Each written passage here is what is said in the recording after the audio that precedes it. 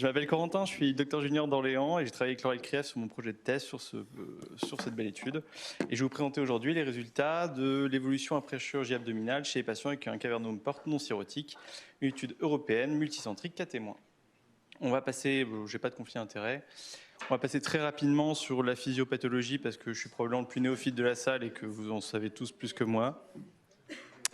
Rapidement pour l'objectif de cette étude, c'est qu'on connaît l'évolution après chirurgie chez les patients qui ont une cirrhose, avec des grandes cohortes, des registres importants, on connaît la mortalité, les complications post-opératoires.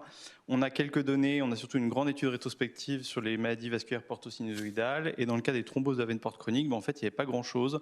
Il y a 2 petites séries monocentriques de faible effectif, et le but de cette étude, c'était de rechercher un peu l'évolution de ces patients après la chirurgie. Bon, ça je vous l'ai dit. On a aussi, c'est une étude 4 témoins, donc on a comparé l'évolution des malades avec une thrombose chronique de la veine porte à des témoins sains sans thrombose de la veine porte. Les critères d'inclusion, c'était les patients qui avaient une thrombose de la veine porte complète, chronique, donc présente depuis plus de 6 mois avant la chirurgie, ou avec la présence d'un cavernome porte qui signale chronicité. On a exclu tous les patients qui avaient une suspicion ou une confirmation de diagnostic de cirrhose. Alors c'était des critères soit d'histologie quand il y a des PBH, soit des élastométries augmentées, soit des critères radiologiques de dysmorphie hépatique. Et on a exclu les patients qui avaient comme seule chirurgie abdominale une chirurgie pour le traitement de l'hypertension portale. Ils ont été appariés à des témoins sains selon un critère 2 pour 1, 2 témoins pour 1 patient. Les critères d'évaluation qu'on a utilisés, c'est les critères qui sont issus de la littérature. Donc les complications post-opératoires, il y avait les hémorragies péri- et post-opératoires dans le mois suivant l'intervention. La présence d'une complication post-opératoire grade supérieur ou égal à 3 dans le mois selon l'intervention, selon la classification de Clavien-Dindo, les complications de l'hypertension portale dans les 3 mois après l'intervention chirurgicale et la survie dans l'année qui suit. On a défini un critère d'évaluation composite qui était l'évolution défavorable, c'est-à-dire qu'à partir du moment où un patient présentait une de ces complications post-opératoires, il avait une évolution défavorable après chirurgie. Le but, c'était d'évaluer l'incidence de ces complications et la survie chez les patients avec une thrombose chronique de la veine porte, et secondairement, par des modèles de Cox, d'essayer de mettre en évidence des facteurs associés à cette évolution défavorable après chirurgie.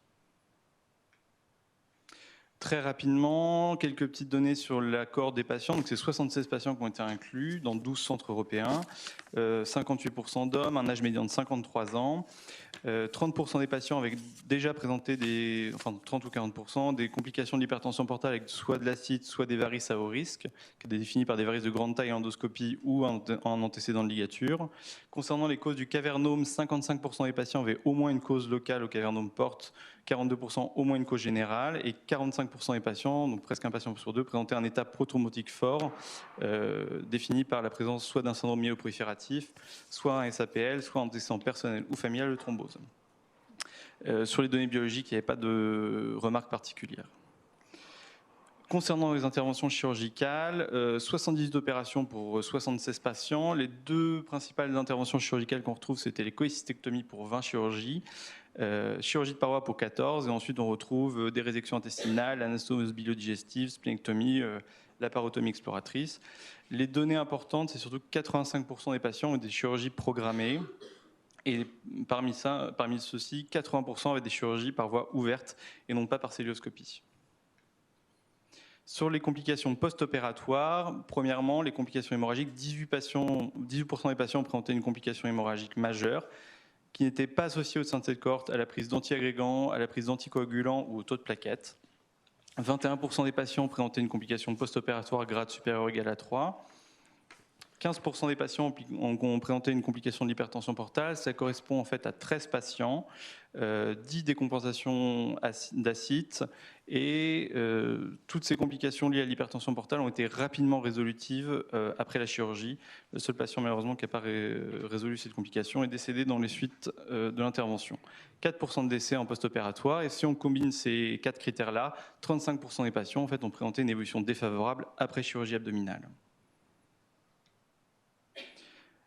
Les critères associés à cette évolution défavorable, c'est des critères qui sont issus de la littérature. On en a sorti plusieurs. Le score de Charlson supérieur ou égal à 6, la présence d'un état prothrombotique fort, une bilirubine supérieure à 50 micromoles, une créatine supérieure à 100 micromoles, l'antécédent personnel de la CIT, la présence de varices à haut risque, le fait d'avoir une chirurgie en urgence et le fait d'avoir une chirurgie type cholecystomie ou chirurgie pariétale. Les deux seuls critères au sein de cette cohorte qui ressortent, c'est l'antécédent de la CIT, qui est un facteur de complications post-opératoires, et le fait d'avoir une chirurgie type cholecystectomie ou chirurgie pariétale qui apparaît plutôt comme un facteur protecteur vis-à-vis des complications post-opératoires. Ces deux critères-là, si on les associe dans ce graphique-là, on voit en fait que les patients qui n'avaient aucun de ces facteurs prédictifs avaient 15% de risque de faire une complication post-opératoire. Un patient qui présente un de ces facteurs de risque a un risque de complication post-opératoire qui passe tout de suite à 46%. Et les patients qui montraient deux de ces facteurs de risque avaient 100% de risque de faire une complication post-opératoire majeure. Concernant l'analyse des témoins sains, on n'a pas réussi à trouver des témoins pour tous les patients inclus au sein de cette analyse. Donc il y a 63 patients avec une thrombose de la veine porte qui ont été associés à 126 témoins sans thrombose de la veine porte. Les critères d'appariement, c'était 2 pour 1, donc 2 témoins pour 1 patient. Il est apparu sur le type d'intervention, la date de l'intervention chirurgicale, plus ou moins 5 ans, l'âge du patient, plus ou moins 10 ans, et si possible, au sein du même centre.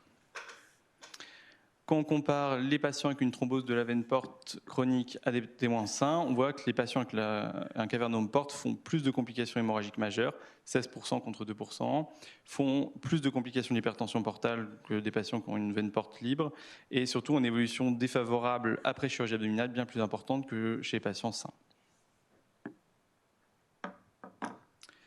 Les conclusions qu'on peut tirer de cette cohorte, c'est que c'est la première étude multicentrique qui évalue l'évolution après chirurgie abdominale chez les patients avec une thrombose de la veine porte.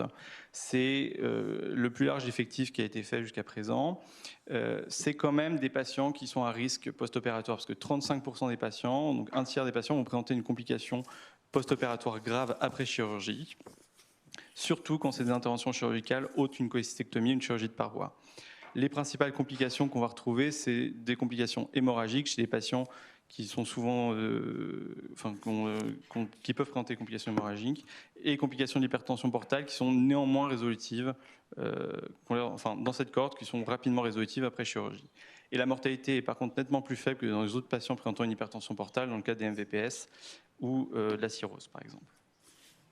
Je tenais à remercier, pour terminer, l'ensemble des investigateurs qui ont permis à ce projet de naître, Laure pour m'avoir encadré au cours de ce projet, le réseau Fil-Foi bien sûr, et puis les patients qui ont participé dans ce travail.